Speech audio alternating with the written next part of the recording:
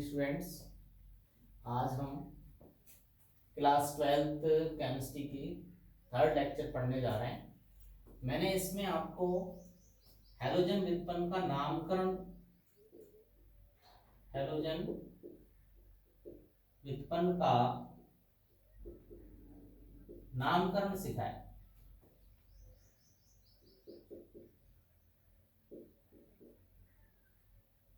ये टॉपिक चल रहा था। इसमें मैंने सबसे पहले एल्किल हैलाइड को लिया,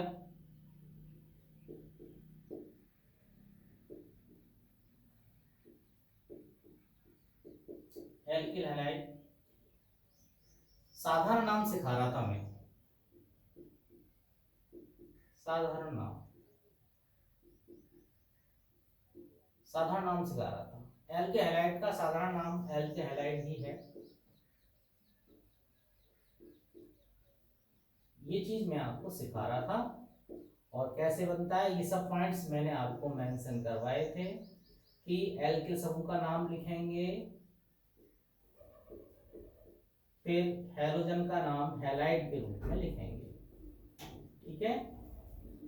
और इसके आगे मैंने एल्किल समूह के प्रकार बता रहा था कि एल्किल समूह का नाम कैसे लिखा जाता है, ठीक है। इसमें मैंने आपको आइसो तक सिखाया था, ठीक है। अब बात करते हैं आज नियो एल्किल समूह की। नियो एल्किल समूह, नियो एल्किल समूह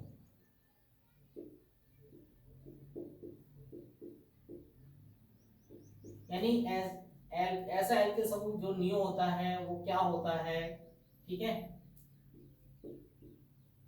वो समझना है।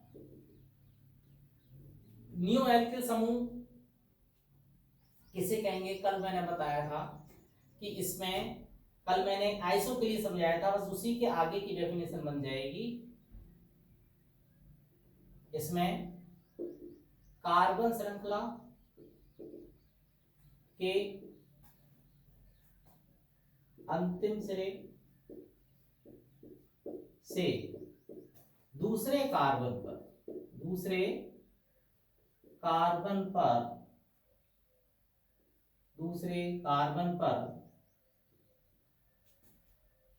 अंतिम सिरे से दूसरे कार्बन पर दो मैथिल समूह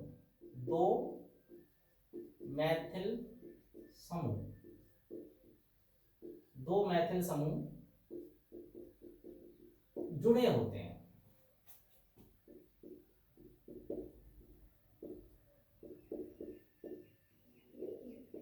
दो मैथिल समूह जुड़े होते हैं।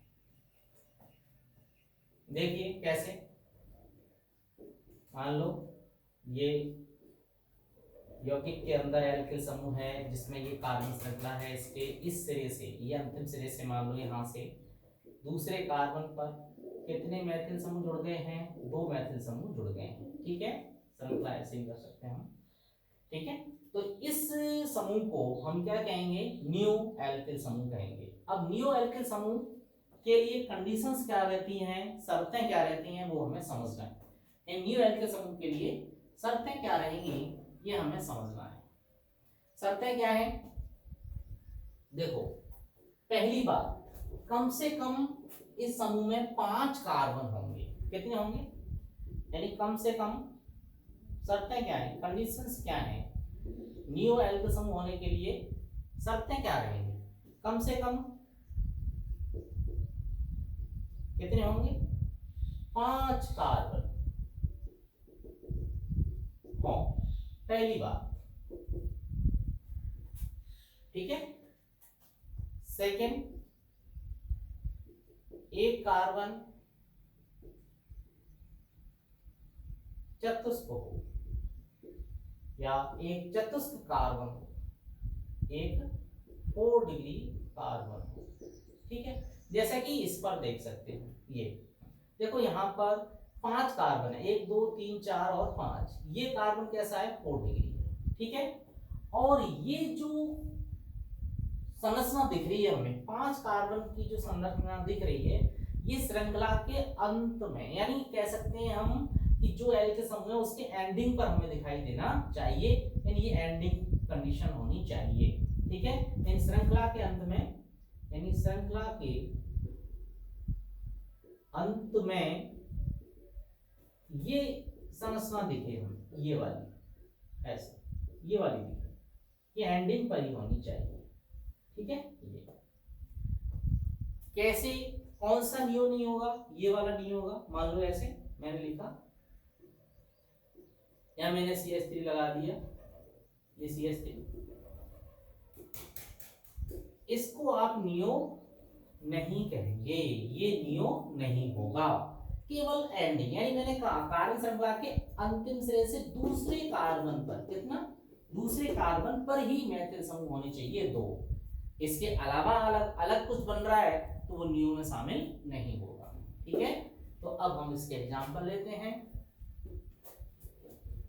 तो नियो के लिए याद रखना है, आइसो से ही एक पॉइंट अतिरिक्त हो जाता है, आइसो में दूसरे कार्बन पर एक मैथिल होता है, नियो में कितने होते हैं, दो होते हैं, और शर्त क्या रहती है, कम से कम 5 कार्बन होने चाहिए।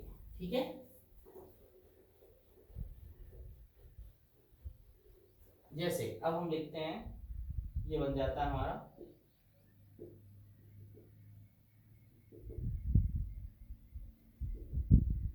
नियोपेंटिल समूह, नियोपेंटिल कौन सा बन गया, नियोपेंटिल। अब इसी में एग्जांपल दे दूं मैं एल के हैलाइड का, CH3 CH3 CH3 CH2 और Cl, क्या नाम हो जाएगा इसका, नियोपेंटिल, नियोपेंटिल क्लोराइड, क्या नाम हो जाएगा इसका, नियोपेंटिल क्लोराइड इसका नाम हो जाएगा। इस तरीके से ये हमारे एल के समूह हमने 3 प्रकार के यहाँ पढ़े। इसके बाद द्वितीयक जानते ही हो आप, द्वितीयक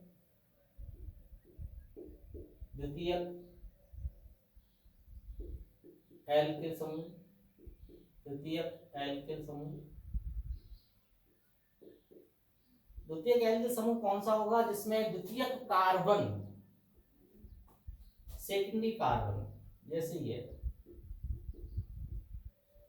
की वैलेंसी फ्री होगी, जैसे ये, इसको मैं क्या कहूंगा, द्वितीयक ब्यूटिल, द्वितीयक ब्यूटिल हो जाएगा। ठीक है, यानी सेकेंडरी कार्बन की वैलेंसी फ्री होगी और उससे हैलोजन जुड़ रहा होगा। ठीक है, तो ये द्वितीयक हो गया जैसे। ठीक है, अगर इसी का एग्जांपल यहाँ पर लिख दें, बस इस फ्री वैलेंसी के साथ मैं क्या जोड़ दूं, Br जोड़ दूं ऐसे, तो क्या नाम हो जाएगा इसका, द्वितीयक ब्यूटिल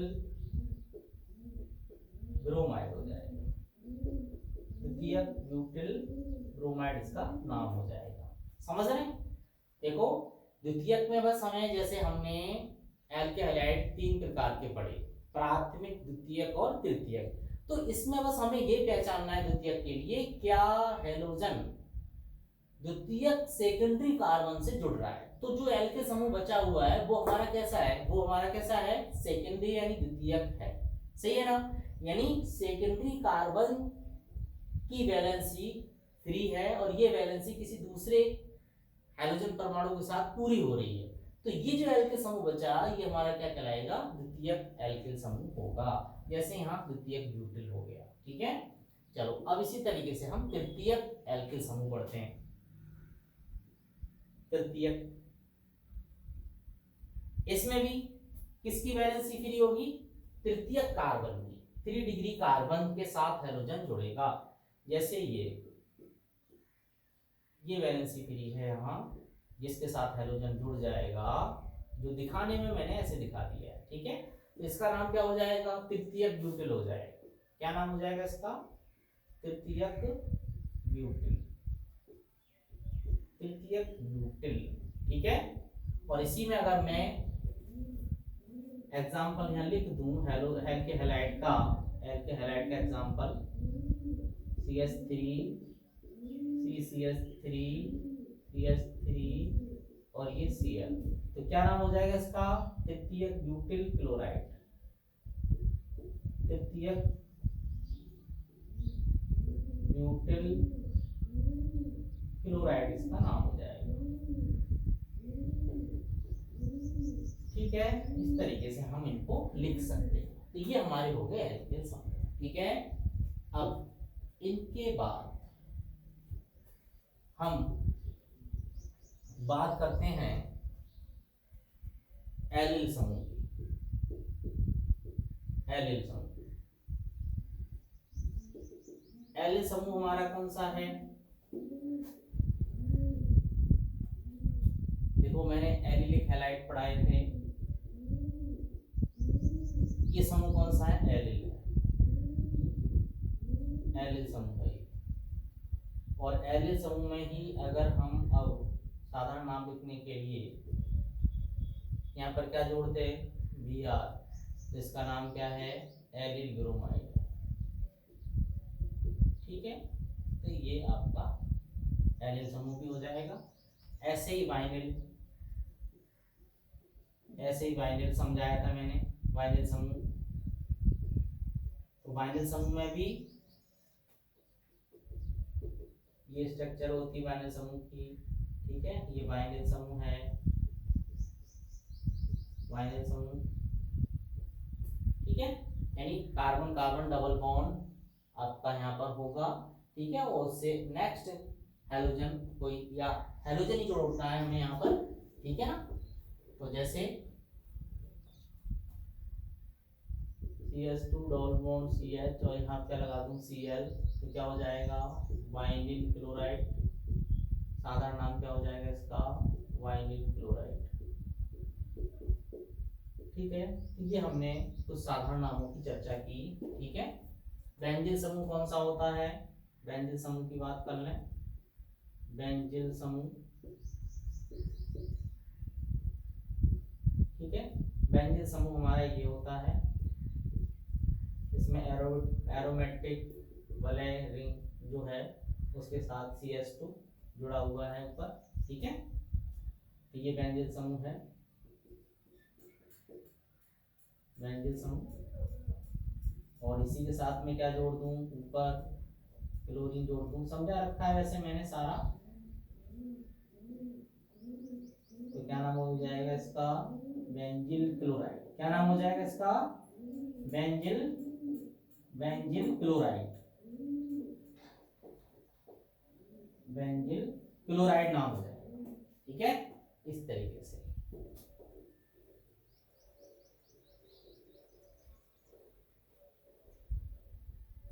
अब हम बात करते हैं,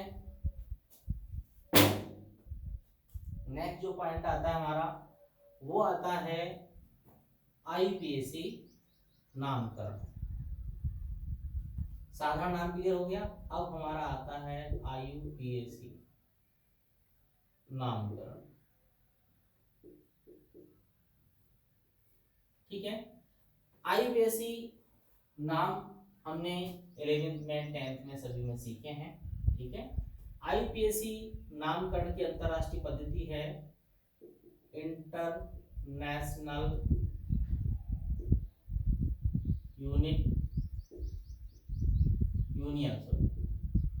union of pure and applied chemistry. ये नाम आपको एक बार मैंने याद दिला दिया है। ठीक है, international union of pure and applied chemistry. ठीक है, अंतरराष्ट्रीय विशुद्ध एवं अनुप्रयुक्त रसायन संघ। ठीक है, तो इसके अंतर्गत हम कैसे नामकरण करते हैं वो हमें समझना है। पहले सिंपल तरीके से समझाता हूं मैं आपको, उसके बाद जो रूल हमने 11th में पढ़े IUPAC के, उन्हीं नियमों को यहाँ पर हम अप्लाई करते हुए नामकरण करेंगे। ठीक है, तो IUPAC नाम क्या है? हेलोएल्केन। IUPAC एल्केन हैलाइड का जो नाम है, IUPAC नाम वो क्या है? RX का जो नाम क्या है वो है हेलो एल्केन। क्या नाम है भाई? Halo alkane. यानी हम जो नाम लिख रहे हैं RX का वो इस वे में लिख रहे हैं, पहले हेलोजन का लिखेंगे फिर एल के समूह का एल्केन के रूप में लिखेंगे, यानी इसको हम हेलो के रूप में लिखेंगे और इसको हम किस रूप में लिखेंगे, एल्केन के रूप में लिखेंगे। ठीक है, जैसे मैं लिख दूं फॉर एग्जांपल क्या लिख दूं, CH3Cl लिख दूं। देखो मैंने समझाने के लिए इस वे में लिखा है ना। तो पहले मुझे किसका लिखना है, देखो किसका लिखना है, हेलोजन का। हेलो हेलो का मतलब Cl को किस वे में लिखना है, क्लोरो के रूप में। किस रूप में लिखना है, क्लोरो। CH3 एक कार्बन है तो मेथ प्लस इन क्या हो गया, मेथेन। नाम क्या हो गया IPAC इसका, क्लोरोमेथेन। सही है, इसका नाम क्या हो गया, क्लोरोमेथेन। तो ये तो बहुत सिंपल वे में बात हो गई है जो मैंने यहाँ समझा दी है। ठीक है, अब हम बात करते हैं IPAC उन नियमों की जिनके आधार पर हम नामकरण करते हैं। ठीक है, तो देखो नामकरण करने के लिए मैं जो नियम है वो शॉर्ट में संक्षेप में एक बार रिवाइज कराऊंगा आपको। देखो सबसे पहले क्या होता है, जनक श्रृंखला का चयन। किसका चयन होता है, जनक श्रृंखला का चयन होता है, सिलेक्शन ऑफ पेरेंट चेन। ठीक है, सबसे लंबी जो कार्बन श्रृंखला होती है, सबसे लंबी कार्बन श्रृंखला का मतलब क्या है, कार्बन जिसमें क्या हो, अधिक हो। ठीक है, सबसे लंबी कार्बन श्रृंखला ही क्या कहलाती है, जनक श्रृंखला कहलाती है। ठीक है, ये जनक श्रृंखला, यानी इसको चुनना चाहिए। पहली बात, जनक श्रृंखला कैसी होनी चाहिए, जनक श्रृंखला में चयन करते समय किन बातों को दिमाग में रखना है, किन बातों को ध्यान रखना है। ठीक है, देखो यदि यानी सबसे पहला काम क्या है, सबसे लंबी कार्बन श्रृंखला का चुनाव। ठीक है, यानी हम कह सकते हैं सबसे लंबी कार्बन श्रृंखला का क्या हो जाएगा, का क्या करना है, को चुनते हैं, ऐसे कह सकते हैं। सबसे लंबी कार्बन श्रृंखला को चुनते हैं। ठीक है, यानी सबसे लंबी का मतलब जिसमें कार्बन संख्या क्या हो, अधिक हो। ठीक है, अब यदि समान लंबाई की,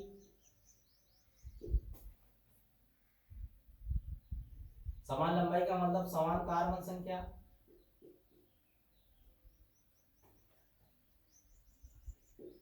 एक से अधिक कार्बन श्रृंखला हो, कार्बन श्रृंखलाएं हो तो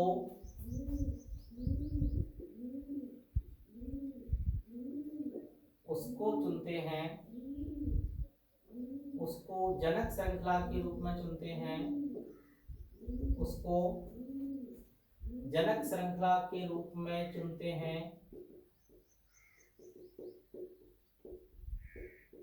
जिसमें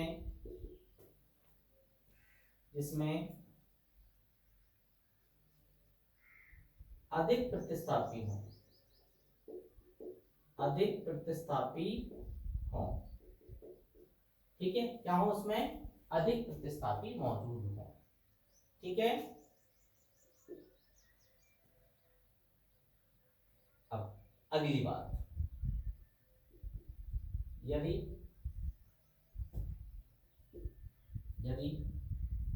कार्बन श्रृंखला में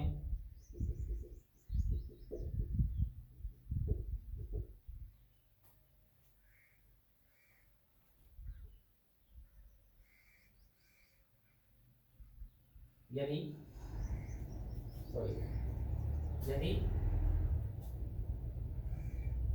कार्बन कार्बन द्विबंध या त्रिबंध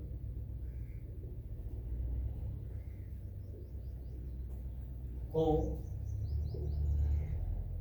तो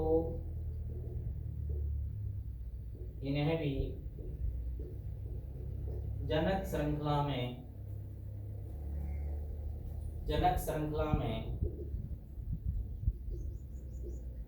शामिल करते हैं। देखो ये सब है 11th का मैटर। मैं क्यों करा रहा हूँ, क्यों समझा रहा हूँ, क्योंकि हमारी जो क्लासेस चल रही हैं, अभी हम आपको क्लासेस ले रहे हैं, तो उनका मतलब यही है कि हम हर चीज को डीपली लेके चले, हर चीज को अच्छे से समझाते चले। देखो होता क्या है कि हम 11th में, देखो मैं ये नहीं कहता कि सभी स्टूडेंट्स ध्यान नहीं देते, हाँ 11th में कुछ स्टूडेंट्स इन बेसिक पॉइंटों पर ध्यान नहीं देते, इसीलिए उनको 12th का सिलेबस बहुत हार्ड लगता है, कठिन लगता है। क्यों? क्योंकि उनके पास बेसिक नहीं होता। ठीक है, इसलिए मेरा ये अभी जो ध्येय है समझाने का वो यही है कि मैं एक एक पॉइंट बेसिकली लेके चलूं ताकि आने वाले चैप्टर में दिक्कत ना हो। ठीक है, इसीलिए मैं ये समझा रहा हूँ। बाकी इसमें इतना मुझे लिखवाने की जरूरत नहीं है, इतना कहने की जरूरत नहीं है, ये सब 11th का मैटर है जो आपको आना चाहिए। ठीक है, तो मैंने क्या कहा, यदि कार्बन कार्बन द्विबंध या त्रिबंध हो तो इन्हें भी जनक श्रृंखला में शामिल करते हैं, ये शर्त हो जाती है। ठीक है, तो यहाँ तक हमारे एल्केन हैलाइडों के लिए यहाँ तक ये पॉइंट कंपलसरी हो जाता है। ठीक है, बाकी तो क्रियात्मक समूह है तो उनको भी शामिल करेंगे। ठीक है, तो ये सारी बातें हमें इसमें नोट डाउन करनी चाहिए। ठीक है ना, अब आगे हम चर्चा करते हैं इसके। तो पहले अब हमने जनक श्रृंखला के बारे में ये सारा काम कर लिया है। अब एक एग्जांपल से हम आपको समझा देते हैं कि किस तरीके से हमने जनक श्रृंखला का सिलेक्शन किया। ठीक है, तो सिंपल से एग्जांपल से हम आपको बता रहे हैं। ठीक है, जैसे ये श्रृंखलाएं हैं, यहाँ CS2 CS3 CS2 CS3, ये ऐसे समझ लीजिए। ठीक है, ये श्रृंखला है। तो देखो इसमें एक श्रृंखला ये बन रही है, ये वाली बन रही है, 1 2 3 4 कार्बन, इसमें हाइड्रोजन मैंने ये जोड़ दिया, चलो ठीक है, ऐसे बन रही 4 कार्बन की। दूसरी ये बन रही 1 2 3 4 5 की, तो मुझे किसका सिलेक्शन करना चाहिए, 5 वाली का सिलेक्शन करना चाहिए ऐसे। ठीक है, तो मेरी ये वाली श्रृंखला बन गई। ये क्या बन गई भाई, इसको मैं क्या कहूंगा, जनक श्रृंखला कहूंगा, पेरेंट चेन कहूंगा। ठीक है, जनक श्रृंखला कहूंगा, पेरेंट चेन कहूंगा। ठीक है, तो इस तरीके से मैंने इसको सिलेक्ट कर लिया। अब मेरे यौगिक में एक से अधिक कार्बन श्रृंखला भी समान लंबाई की हो सकती है। ठीक है, तो जैसे मैं यहां दिखाता हूं, ठीक है, ऐसे ये Cl लगा दिया। यहां भी मुझे अब सिलेक्शन करना होगा। ठीक है, यहां भी मैं यहां पर सेलेक्ट कर सकता हूं। देखो ध्यान से समझेंगे हम। देखो एक तो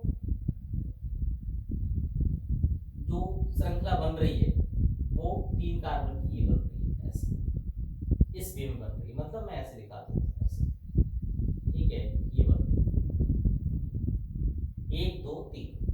ठीक है, दूसरी कौन सी बन रही है, ऐसे ही इसी यौगिक को मैं वापस रिपीट करूं, ऐसे लिखूं सिलेक्शन के लिए। दूसरी ये बन रही है, देखो ये वाली बन रही है 3 कार्बन की, ये भी 3 कार्बन की है, ये भी 3 कार्बन की है। अब मैंने आपको बताया कि समान लंबाई की अगर एक से अधिक श्रृंखला है तो हम किसको प्रीफरेंस देंगे, किसको हम चुनेंगे, किसको जनक श्रृंखला मानेंगे। तो मैंने बताया जिसमें प्रतिस्थापी अधिक हो। तो देखो प्रतिस्थापी भी आपने सीखा होगा। देखो अभी मैंने जो सिलेक्शन किया है, ठीक है, इस पेरेंट चेन को छोड़कर जो परमाणु समूह बच जाते हैं वो सब क्या कहलाएंगे, यहाँ पर प्रतिस्थापी कहलाएंगे। क्या कहलाएंगे, ये भी देखो प्रतिस्थापी है और ये भी प्रतिस्थापी, यानी मेन चेन को छोड़कर, या हम कह सकते हैं कि मेन चेन के कार्बन से हाइड्रोजन को प्रतिस्थापित करके जुड़ने वाले जो परमाणु या जो समूह है वो सब क्या कहलाएंगे, यहाँ पर प्रतिस्थापी कहलाएंगे। जैसे ये CH3 भी प्रतिस्थापी और Cl भी प्रतिस्थापी है। पेरेंट चेन को छोड़कर जो आपके बच जाते हैं वो हमारे क्या कहलाएंगे, प्रतिस्थापी कहलाएंगे। ठीक है ना, इस तरीके से। तो यहाँ भी देखो, अब ये CH3 Cl ये प्रतिस्थापी है। ठीक है, अब यहाँ पर देखो प्रतिस्थापी CH3 Cl ये भी क्या है, प्रतिस्थापी है। ठीक है ना, इस तरीके से हम इसको चुन रहे हैं। तो इसमें कोई डिफरेंस लग रहा है क्या, हमें कोई भी डिफरेंस नजर आ रहा है क्या हमें, नहीं आ रहा है, ठीक है। तो इसमें कोई डिफरेंस नजर नहीं आ रहा है, तो हम इसमें से किसी भी श्रृंखला का क्या कर सकते हैं, सिलेक्शन कर सकते हैं, ठीक है ना। ऐसा नहीं है कि मैंने ये वाली चुन ली तो ये अलग होगी, ये वाली चुन ली ये अलग होगी, ठीक है ना। ये आपने एलिमेंट में सीखा है। अब मैं थोड़ा और हट के आगे CH3 CH3 CH3 CH2 Cl ये वाला ले लिया मैंने यौगिक, ठीक है। देखो इसमें तो ये प्रतिस्थापी ये बच रहे थे आपके, ये प्रतिस्थापी, तो इसमें तो कोई डिफरेंस नहीं आ रहा था, दो प्रतिस्थापी यहाँ बचे हैं और दो ही प्रतिस्थापी यहाँ बचे हैं Cl और CH3। तो दोनों चेन का सिलेक्शन बिल्कुल करेक्ट रहेगा, कोई सी का भी हम कर सकते हैं, ठीक है। यहाँ देखिए, यहाँ देखो 1 2 3 कार्बन की ये वाली चेन हो रही, 1 2 3 कार्बन की, ठीक है ना। यानी 1 2 3 कार्बन की एक पेरेंट चेन हम यहाँ सेलेक्ट कर सकते हैं, ये वाली, ठीक है। अब इसके बाद दूसरी कौन सी बचती है, जरा ध्यान से देखें, यहीं पर मैं लिख लेता हूं, CH3 CH3 CH3 CH2 Cl, एक 3 कार्बन की ये वाली है, एक 3 कार्बन की ये वाली है, ठीक है ना। ऐसे देखो, तो यहाँ एक 3 कार्बन की ये वाली हो गई, एक 3 कार्बन की ये वाली हो गई, ठीक है। अब दोनों में क्या डिफरेंस है, देखो यहाँ पर देखिए, मेन चेन को छोड़कर जो बच गए परमाणु समूह वो कितने हैं, 1 2 3, कितने हैं, प्रतिस्थापियों की संख्या कितनी है, प्रतिस्थापी कितने हैं, प्रतिस्थापी कितने हैं, यहाँ पर कितने हैं, 3 हैं। यहाँ प्रतिस्थापी कितने हैं, यहाँ पर प्रतिस्थापी कितने हैं, देखो कितने हैं, देखो एक ये बच गया भाई, एक ये बच गया पूरा और एक भी ये बच गया पूरा, तो कितने हैं प्रतिस्थापी, 2। तो हमारा सिलेक्शन कौन सा रहेगा सही, कौन सा सिलेक्शन सही रहेगा, ये वाला सिलेक्शन सही रहेगा, ये सिलेक्शन गलत रहेगा, ठीक है। ये चीज समझनी होगी, ठीक है। तो इस तरीके से हम जनक श्रृंखला का चयन कर सकते हैं, ठीक है। अब अगले पॉइंट पर आते हैं।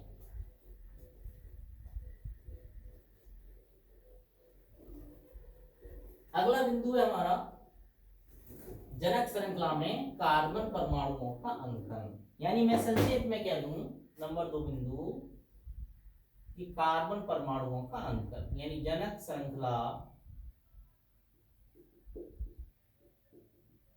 में कार्बन परमाणुओं का अंकन, जनक श्रृंखला में कार्बन परमाणुओं का अंकन, ठीक है।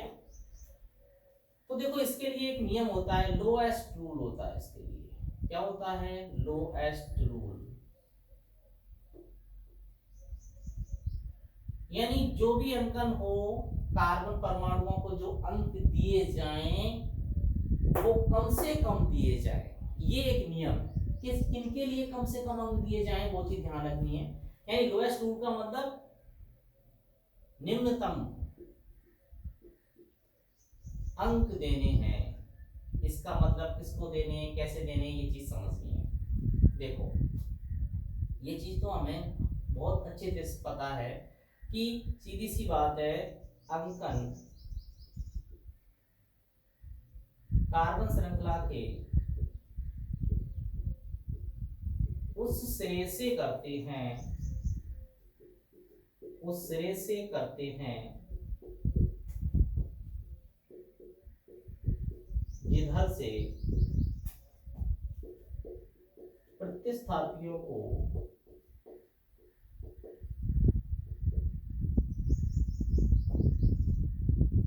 कम से कम अंक प्राप्त हो,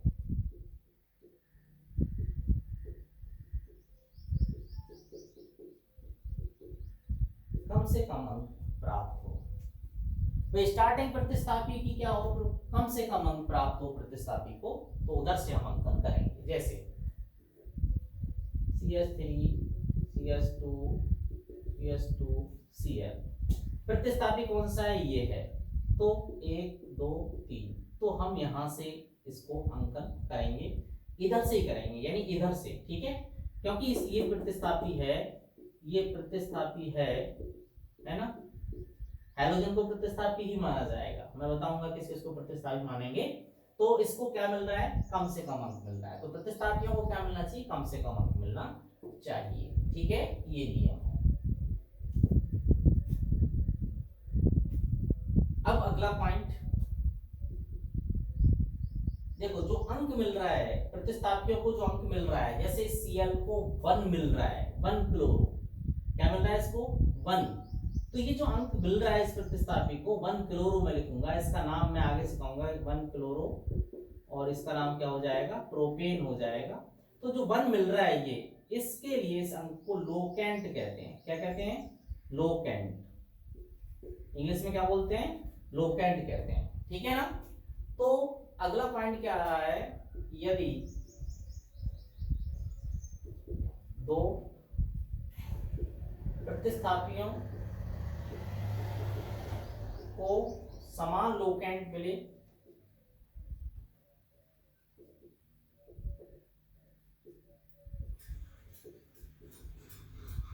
मिले तो अंकन अंग्रेजी वर्णमाला यानी अल्फाबेटिकली के क्रम में करते हैं।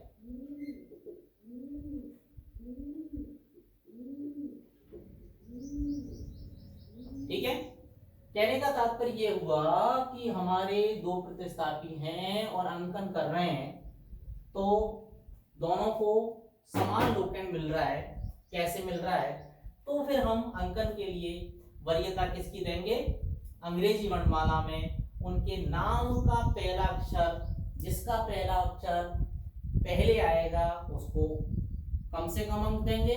ठीक है, यानी अंकन उसी सिरे से करेंगे जिसका पहला अक्षर वर्णमाला में पहले आता है। जैसे मैंने यहां लिखा Cl, CS2, CS2, यहां क्या लिख दूं, Br लिख दूं। ठीक है, तो अंकन मैं इधर से भी कर रहा हूं, इधर से, तो अंकन करने पर 1 2 3 आ रहा है इधर, और मैं इधर से भी कर सकता हूं, क्या आ रहा है देखो 1 2 3 आ रहा है इधर। अब इधर से इसे 1 मिल रहा है, इधर से इसे 1 मिल रहा है। अब हम किसको वरीयता दें, कौन सा अंकन सही माने, तो मैंने लिखा है क्या, अंग्रेजी वर्णमाला के क्रम में करते हैं। अंग्रेजी वर्णमाला का मतलब इस प्रतिस्थापी का नाम क्या है, इसका नाम क्या है, क्लोरो, सी से शुरू हो रहा है। इसका क्या है, ब्रोमो, किससे शुरू हो रहा है, बी से शुरू हो रहा है। अंग्रेजी वर्णमाला में कौन पहले आ रहा है, बी, तो हमारा अंकन कौन सा सही रहेगा, बी की तरफ से सही रहेगा, यानी ब्रोमो की तरफ से सही रहेगा। और अंकन कौन सा रहेगा फिर हमारा, ये रहेगा 1 2 3 इधर, तो ब्रोमो को 1 मिलेगा, फिर क्लोरो को क्या मिलेगा, 3 मिलेगा। तो इसका नाम हम कैसे लिखेंगे, कैसे लिखा जाएगा, 1 ब्रोमो, क्या लिखा जाएगा, 1 ब्रोमो। ठीक है, और 3 क्लोरो, और 3 है तो क्या लिखेंगे इसको हम, प्रोपेन। इस तरीके से हम अंकन करेंगे, ये चीज ध्यान रखनी होगी हमें अच्छे से। ठीक है, चलो अब हम अगली बात करते हैं। रूल हैं, सारे रूल वही अप्लाई करते हैं, अंकन के रूल चल रहे हैं ये। ठीक है, तो अंकन के रूल में अब हम अगला बिंदु पढ़ रहे हैं। यदि जनक श्रृंखला में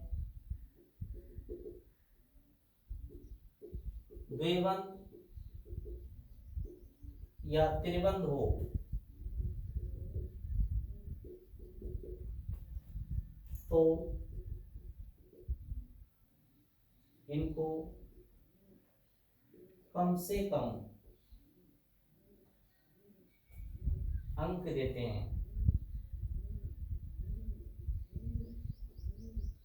ठीक है, कम से कम अंक देने का मतलब है कि अंकन उधर से ही करेंगे जिधर से इनको कम से कम अंक प्राप्त हो, यानी इनका लोकेंट कम से कम हो, यानी अंकन उस सिरे से करते हैं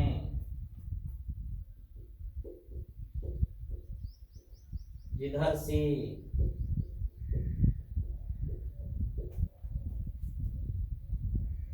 कार्बन कार्बन डबल बॉन्ड या कार्बन कार्बन ट्रिपल बॉन्ड को कम से कम अंक प्राप्त हो, कम से कम अंक प्राप्त हो। ठीक है, कैसे, ध्यान दें, समझें, यहाँ समझा रहा हूं मैं आपको। देखो CH2 डबल बॉन्ड CH और ये CH2 और ये क्या हो गया Br, डबल बॉन्ड है, मेन चेन ये रही हमारी। ठीक है, ऐसे तो अकेली है मेन चेन, करेक्ट है। ठीक है, तो देखो डबल बॉन्ड, अब हम अंकन इधर से भी कर रहे थे, प्रतिस्थापी को कम से कम अंक दे रहे थे, लेकिन रूल क्या कह रहा है अब कि अगर द्विबंध आ जाए, ठीक है, या क्या आ जाए, त्रिबंध आ जाए, ठीक है ना, तो हम अंकन किधर से करेंगे, जिधर से इन डबल बॉन्ड को कम से कम अंक मिले, यानी डबल बॉन्ड वाले कार्बन को कम से कम अंक मिले। इधर से अगर अंकन करता हूं मैं 1 2 3, तो इसको डबल बॉन्ड वाले कार्बन को यानी डबल बॉन्ड को कितना मिल रहा है, 2 मिल रहा है।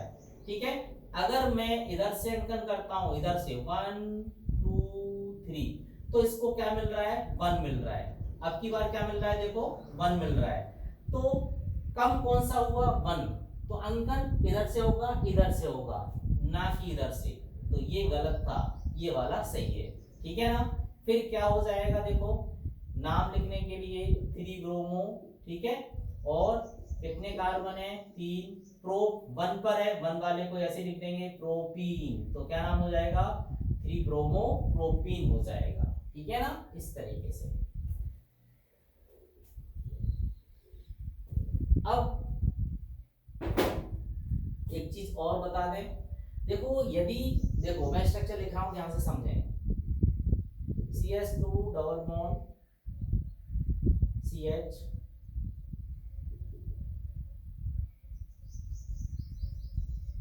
C ट्रिपल बॉन्ड C, ठीक है, और मैंने यहाँ क्या जोड़ दिया, Br, ऐसे जोड़ दिया। समझ रहे हैं मेरी बात को, यहाँ डबल बॉन्ड भी है और यहाँ ट्रिपल बॉन्ड भी है। तो अब हम अंकन किधर से करें, इधर से, देखो ध्यान समझो, इधर से डबल बॉन्ड को 1 अंक मिल रहा है, इधर से भी ट्रिपल बॉन्ड को क्या मिल रहा है, 1 अंक मिल रहा है। ठीक है ना, तो देखो ध्यान देने वाली बात क्या है जो हमें अच्छे से समझनी है। देखो डबल बॉन्ड और ट्रिपल बॉन्ड के केस में हमें ध्यान रखना है कि देखो डबल बॉन्ड और ट्रिपल बॉन्ड सेम कंडीशन में आ जाएं, फॉर एग्जांपल ऐसे आ गए, है ना, इधर से भी 1 मिलेगा, इधर से भी 1 मिलेगा, तब हम किसको प्रीफरेंस देंगे, किसको प्रीफरेंस देंगे, ये चीज हमें समझनी है। तो प्रीफरेंस हम किसको देंगे, डबल बॉन्ड को देंगे। क्यों, क्योंकि देखो ईन है, ये ईन है और ये क्या है, आइन होता है, तो अंग्रेजी वर्णमाला में कौन सा आता है, ई पहले आता है और वाई क्या है, बाद में आता है। तो अंकन हमारा किधर से होगा, इधर से होगा, 1 2 3 4, ठीक है ना, इधर से अंकन हो जाएगा। तो क्या नाम हो जाएगा इसका, 4 ब्रोमो, ठीक है, क्या हो जाएगा इसका नाम, 4 ब्रोमो, ठीक है, और क्या है फिर, बोलो, 1 इन, ठीक है, क्या होगा भाई, मेन चेन क्या है, 4 कार्बन की, तो क्या है, ब्यूट, और 1 इन और 3 आइन, ठीक है, इस तरीके से ये नाम इसका हो जाएगा, 4 ब्रोमो ब्यूट 1 इन 3 आइन। तो ये चीज ध्यान रखनी पड़ेगी हमें, ठीक है, ये चीज अच्छे से ध्यान रखनी पड़ेगी कि प्रीफरेंस किसको हम देंगे। ठीक है, अगर ये अलग कंडीशन में होते, अगर ये अलग होते, अलग होने का मतलब क्या है, ध्यान से समझें, ऐसे होता, क्या होता, CH triple bond C, CH double bond CH, ठीक है ना, और यहाँ CH2 और ये क्या होता, Br, ये होता हमारा कंपाउंड, ऐसे होता, ठीक है, कंपाउंड हमारा ऐसे होता। तो हम इसको कैसे कंप्लीट करते, ध्यान से समझो, देखो अब हम इन और आइन में वरीयता पर ध्यान देंगे। देखो जब ये अलग अलग स्थिति में होते हैं, कौन, डबल बॉन्ड और ट्रिपल बॉन्ड, तो हम किसको वरीयता देते हैं, जो जिसको कम से कम अंक मिल रहा हो। तो किसको कम से कम अंक मिल रहा है, इसको 1 2 3 4 और ये क्या है 5। तब ऐसा नहीं है कि हम इसको कम से कम अंक दे देंगे, ठीक है, कि इसको हम डबल बॉन्ड पे फोकस रखेंगे, नहीं हमने डबल बॉन्ड को ही कम से कम अंक दिया था तो यहाँ भी डबल बॉन्ड को कम से कम अंक देंगे, ऐसा नहीं है। ये आप सीख चुके हैं। तब इसका नाम ऐसे लिखा जाएगा, अंकन ऐसे किया जाएगा, ठीक है ना। 1 2 3 4 और ये 5।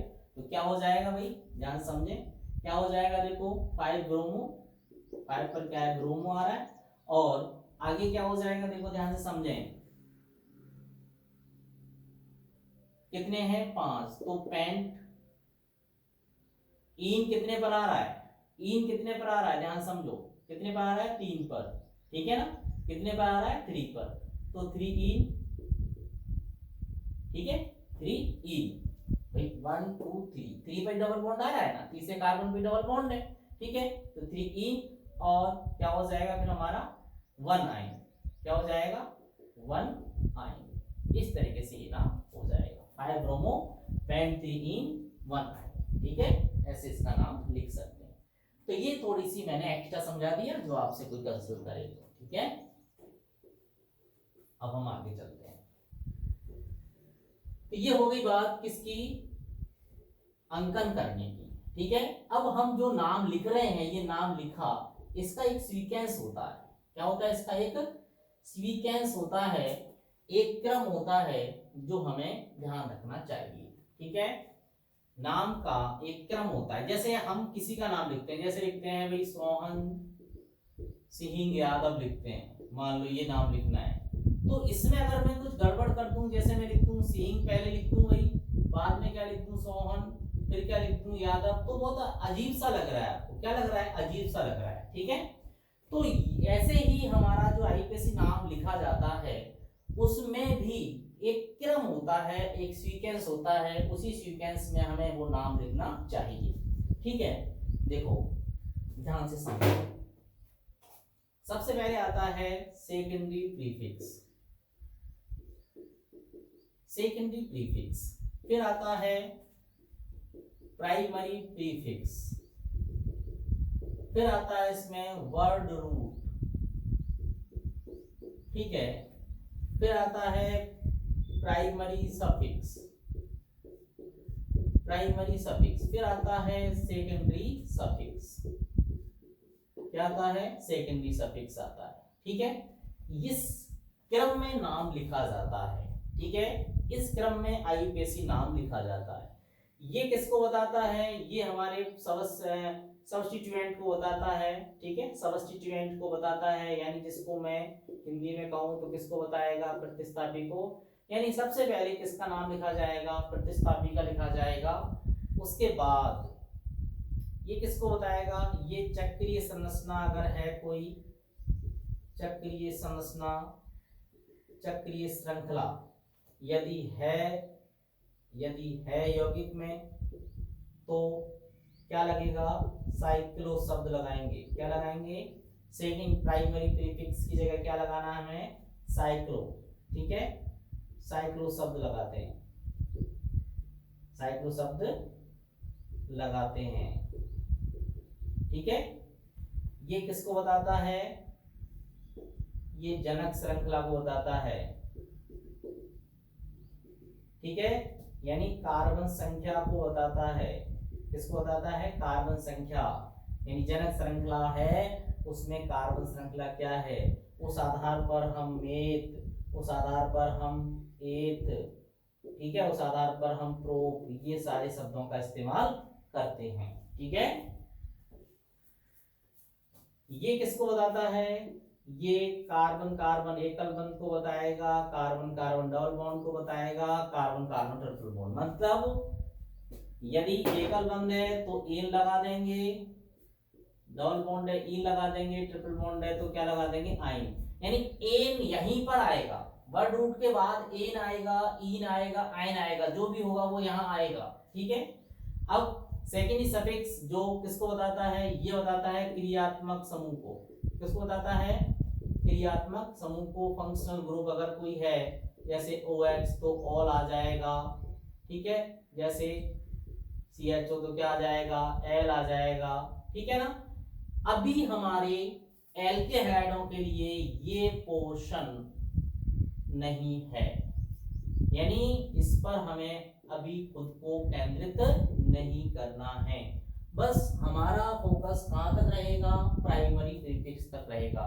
लेकिन जैसे ही हम एल्कोहल पढ़ेंगे, जैसे ही एल्डिहाइड पढ़ेंगे, ठीक है, जैसे अन्य जो क्रियात्मक समूह वाले यौगिक पढ़ेंगे, तब हम इस सीक्वेंस को यहाँ तक याद रखेंगे। अभी हमें कहाँ तक याद रखना है, प्राइमरी सफिक्स तक याद रखना है, ठीक है ना। ये चीज हमें याद रखनी है, ठीक है। अब कैसे लिखते हैं ये चीज सारी हमें समझनी होगी।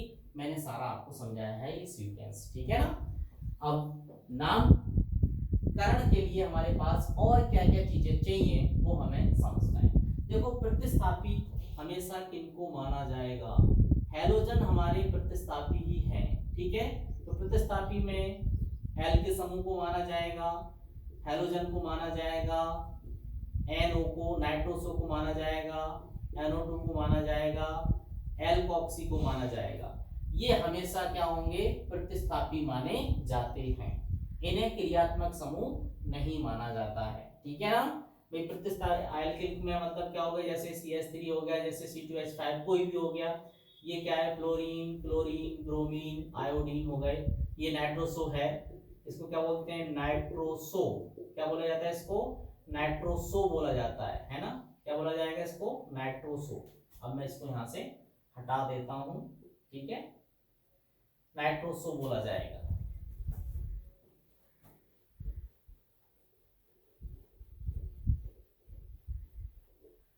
ठीक है, ये नाइट्रो हो गया, ठीक है, ये नाइट्रो हो गया, और ये एल्कोक्सी हो गया, एल्कोक्सी समूह हो गया, ठीक है। तो उनको हमेशा प्रतिस्थापी माना जाएगा, ठीक है। अब देखो अगला पॉइंट, हमारे फ्लोरीन के लिए क्या आएगा, फ्लोरो आ जाएगा। क्लोरीन के लिए क्या आ जाएगा, क्लोरो आ जाएगा, है ना, क्लोरो। और Br के लिए क्या आ जाएगा, ब्रोमो आएगा, ठीक है। और I के लिए क्या आएगा, आयोडो आएगा, आयोडो, ठीक है। ये चीज याद रखनी, फ्लोरीन, क्लोरीन, ब्रोमीन के लिए ये चीजें याद रखनी, ठीक है।